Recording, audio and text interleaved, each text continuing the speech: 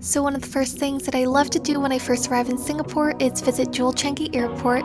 It has this stunning indoor waterfall that you can view on level 2, and this airport was actually only made about 6 years ago.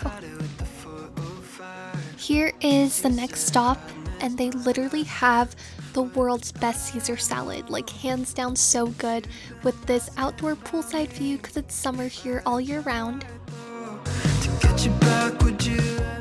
The next morning, we decided to visit Singapore Botanic Gardens. This place is beautiful. It's also where I grew up, and I just found out it's a UNESCO World Heritage Site. How cool is that? But anyways, there's a lot of souvenir shops if you're looking to buy local gifts. There's also just places to chill and relax and enjoy the scenery. And here's me again reliving my childhood. Next, we stopped by Margarita's at Dempsey Hill. I love this place because it's this outdoor area with some of the best restaurants, including this one. Just look at the interior design. But I love the Mexican food and drinks here. They're all so top-notch, and you just have to visit.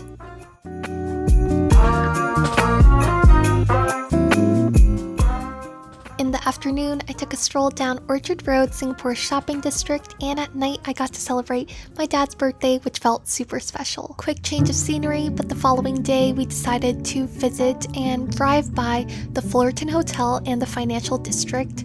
It is so pretty here, and finally arrived at our destination, Gardens by the Bay. I also just found out that Gardens by the Bay is ranked the 8th best attraction in the world by TripAdvisor, which is pretty cool, I must say, and every season they change their flowers and decorations, so this time it was Chinese New Year theme, which was really fun to look at.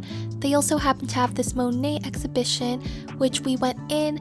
Luckily, it was not a rainy day, but if it is, it's definitely a good activity to have indoors, and it was a super fun and immersive experience viewing all the Impressionist era paintings.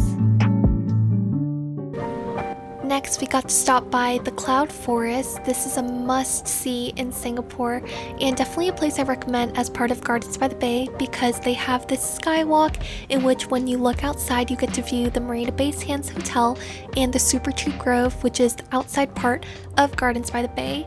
And again, the sidewalk also has a view of the Singapore Ferris wheel, which I think is a must-see destination as well. Now for my must-have local food and drinks, the first one being fresh coconut juice. It's so good to cool down your body in the hot and humid Singapore heat. And next is my favorite food, Hainan chicken rice. I would literally fly to Singapore just to have this meal. Now we have arrived at the shopping mall area of the Marina Bay Sands Hotel. This is one of my favorite brunch spots, even though be aware it is kind of pricey, but even if you're just there for the dessert, the cheesecake, it's worth it. And Singapore just loves waterfalls, don't they? Now there's no better way to end a trip to home to the Ion shopping mall where you see a lot of the Gen Z in Singapore, and to grab myself an acai bowl. I don't know if I'm pronouncing it correctly, but please visit Project Acai. It is so good.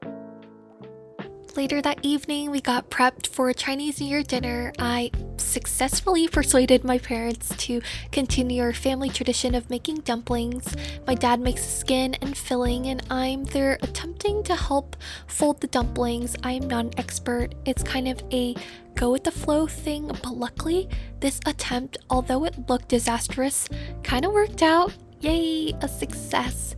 But we ended up making about 100 dumplings, which I was really impressed with.